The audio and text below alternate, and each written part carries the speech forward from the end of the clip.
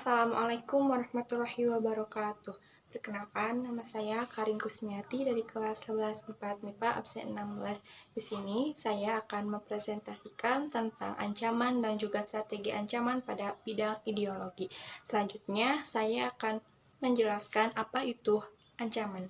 Jadi, ancaman adalah suatu hal yang bersifat mengubah atau merombak kebijaksanaan yang dilakukan secara konsepsional, kriminal, dan juga politik. Selanjutnya, saya akan menjelaskan tentang bentuk-bentuk ancaman pada bidang ideologi. Contohnya seperti yang pertama, adanya paham radikalisme dan ekstrim. Jadi, paham radikalisme yaitu paham aliran yang radikal dalam politik. Radikalisme juga bisa diartikan dengan paham atau aliran yang menginginkan perubahan atau pembaharuan sosial dan politik secara kekerasan atau drastis. Radikalisme juga adalah sifat ekstrim dalam aliran politik. Hal itu sangat bertentangan dengan Pancasila kita, karena Pancasila tidak akan bisa diubah. Hal itu yang menyebabkan paham radikalisme dan ekstrim sebagai ancaman dalam bentuk ideologi. Selanjutnya adalah gerakan separatisme.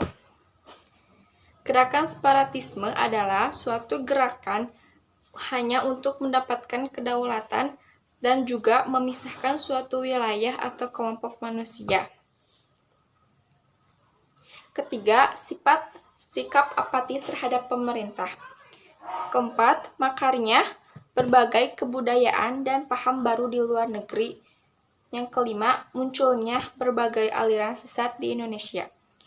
Yang keenam, adanya campur tangan politik dari badan asing di dalam negeri. Yang ketujuh, pemberontakan PKI itu adalah salah satu contoh dari gerakan separatisme. Hal itu yang membuat ancaman bagi bidang ideologi. Yang kedelapan yaitu kurangnya kecintaan terhadap produk dalam negeri. Banyaknya tren di Indonesia ini dengan menggunakan merek-merek luar negeri membuat kecintaan terhadap merek dalam negeri itu terasingkan. Selanjutnya adalah strategis. Pertama, kita harus memberantas gerakan separatis. Yang kedua, harus meningkatkan rasa patriotisme. Yang ketiga, pembekalan mental spiritual. Yang keempat, penyuluhan kepada masyarakat tentang ideologi dan nilai Pancasila. Yang kelima, pentingnya masyarakat dalam menyeleksi konten yang mengacu pada perpecahan.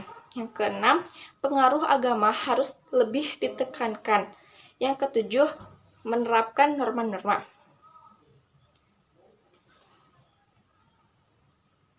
Adapun cara untuk melakukan strategi tersebut diantaranya kita harus memberikan pemahaman yang lebih baik dalam sebuah arti dari Pancasila sebagai sebuah ideologi negara. Yang kedua, melakukan pemahaman dari berbagai macam nilai Pancasila yang berada di dalam masyarakat dari berbagai macam hal yang sangatlah kecil dan juga besar. Yang ketiga, melakukan peningkatan dan ketahanan masyarakat yang berada di dalam untuk melaksanakan beberapa macam usaha pemecahan yang berasal dari luar. Yang keempat, kita harus melakukan penumpasan dari segala macam bentuk gerakan separatis yang sangat tegas.